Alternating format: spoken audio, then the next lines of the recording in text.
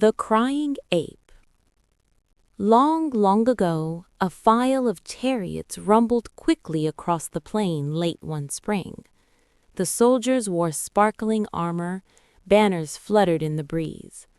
Following them came several generals with their swords and spears. They were followed by a beautiful chariot. Sitting in the chariot was the great king of Chu. Every year the king took a trip through his kingdom to inspect his land, to hunt, to train his troops, and to get out of his stuffy old palace. The king had a general called Yang Youchi, who was very famous for his archery. Even now, over 2,000 years later, people still remember what a good shot he was. He never missed. The king trusted him. During the great hunt, the rabbits and deer and all the wild animals ran here and there in panic, but nowhere was safe from the arrows of General Yang Youchi. If he shot 100 times, he hit his aim 100 times. On the plain was a huge old tree. As they passed, the soldiers heard a noise. They saw an ape in the branches above their heads. It jumped up and down disrespectfully, mocking the hunting soldiers.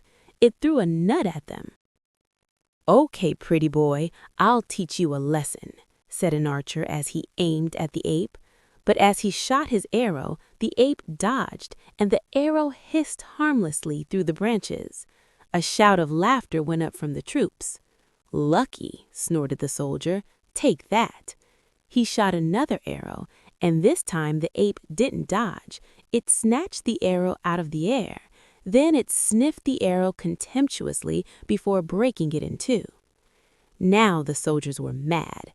They shot arrows at it, but the ape was so clever and so quick that it caught their arrows in mid-air and mocked them even more.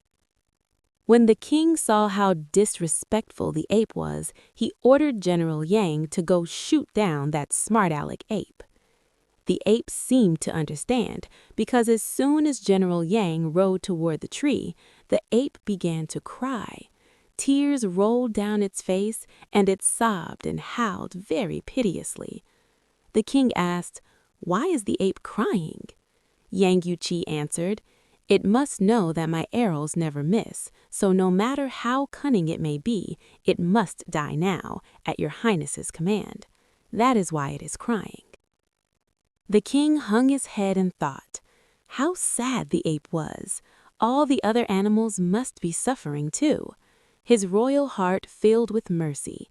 He told General Yang to put away his weapons and called off the hunt, so that no more animals would be hurt. When he returned to his capital ahead of schedule, all the people there found out that the king had been moved by an ape's tears.